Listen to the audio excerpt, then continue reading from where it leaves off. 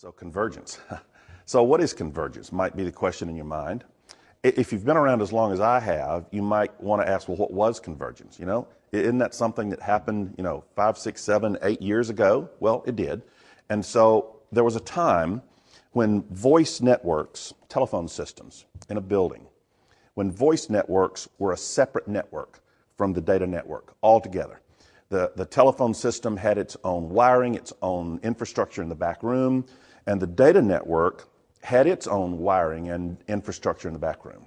Well, there came a time when the voice network converged onto the data network, and we got something called VoIP, voice over IP. That's kind of where it was born. And so voice over IP is, of course, a huge topic these days, and we understand it's sort of the normal way to do voice communications is now over an IP network. Of course, as soon as voice comes along, video conferencing did as well, and so there was a time when video conferencing systems had their own separate network, and of course that network now has converged with the data network as well. Of course, as soon as the doors open, video surveillance is next, and access control, and there was a time when cameras were digital and then became IP cameras, video surveillance cameras now on the data network. Data networks also converged together. And we saw the LAN and the WAN, of course, they were together. Then along comes the internet, and now that's part of the overall network. Of course, then there's the cloud, and we have this one really big network. And honestly, everything, still converging. We have everything over IP, I suppose is a way to say it. And I say everything is converging, and I mean that because now we have something called the Internet of Things. Let's talk about that for just a minute. This Internet of Things. I want you to see how big this network is. It's really not an Internet of Things, it's the Internet of everything. And so let's just take this. If this is a representation of the Internet, then what are the things that are on this Internet of Things? And so it might be a commercial freezer, like you see there. A freezer in a restaurant, and the commercial freezer is self-aware. It's aware of its own circumstance, and it realizes that its compressor has now gone out, and that it has now 4 hours and 20 minutes before all the food in it is ruined. And so the freezer actually self-diagnoses, sends a message through a wireless network inside the restaurant to a controller that's actually connected to the internet.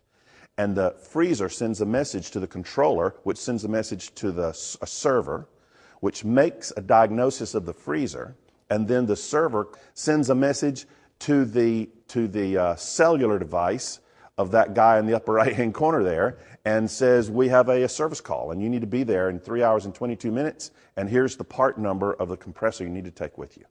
You could see it be that complicated. Another thing on the Internet of Things might be that cow. A cow among many cows on a dairy farm, and she wears a tag in her ear which tells the dairy farmer a lot about the cow. It tells about how she walks and whether she's healthy or not, and it tells him every single time she goes in and out of the milk barn. And so the farmer now has a much more productive milk business.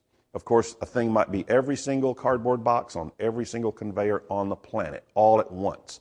And so that's a lot of things. These boxes are RFID enabled, and they're announcing their presence every time they hit a portal somewhere.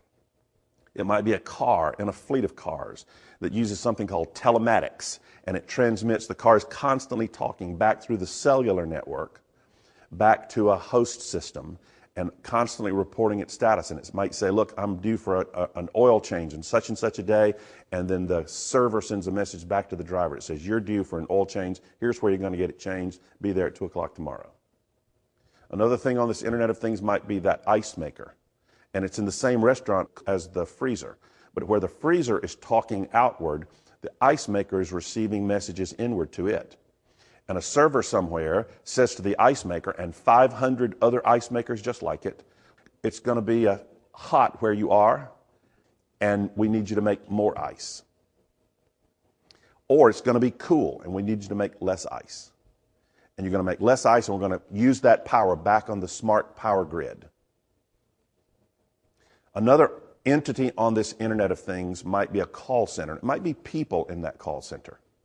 And the call center might be manned by people, or it might be manned by artificial intelligence, sort of automated call center attendants. And that automated system and its artificial intelligence might be the one that's making decisions about whether or not to send a technician to repair that freezer or not.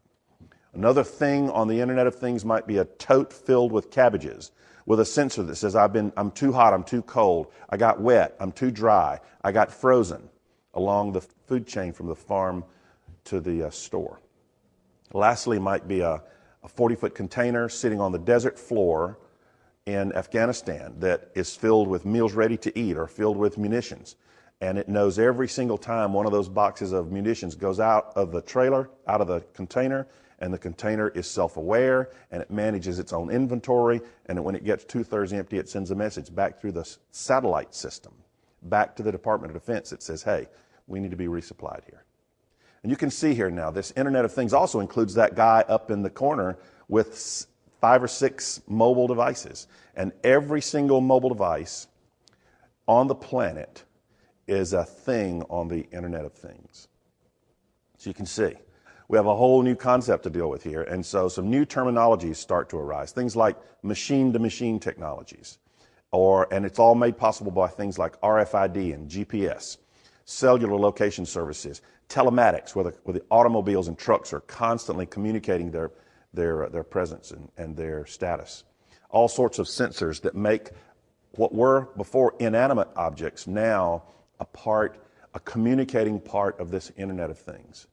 And as machines talk to machines, you wind up with a lot of data. I mean, big data. And so big data might be defined as high volume, high velocity, high variety of data. It's a lot of data. But you don't collect data just for the purposes of collecting it. You actually want to do something with it. And what you do with it is called business intelligence. And the way you arrive at business intelligence is by something called analytics. And so we have analytics managing this big data for us. And if we have big data, of course, we have to put it someplace, and it's on big storage. And so big storage is a result of this big network. And we've gone from megabytes to gigabytes to terabytes to petabytes, and now even maybe to exabytes of information that we're trying to manage and analyze for the purpose of doing something with it. And really, what we wind up with here is one really big network. I mean, one really big network. And keep in mind that what it really is one really big IP network. One really big IP network.